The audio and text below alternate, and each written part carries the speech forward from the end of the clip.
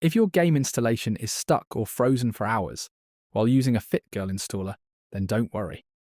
In this video, I'll show you a simple setting you can try if the installation isn't progressing. Let's get started. First, if your installer has been sitting at the same point for a very long time, close the setup and start the installation again. When you open the installer, you'll see the available installation options. Now make sure you enable the option called Limit Installer to 2 GB of RAM. This option can help if the installer is freezing or becoming unresponsive during the unpacking process. You can also uncheck any optional files or components that you don't need.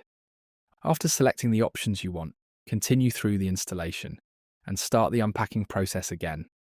Now let the installer run and check whether it progresses normally instead of getting stuck.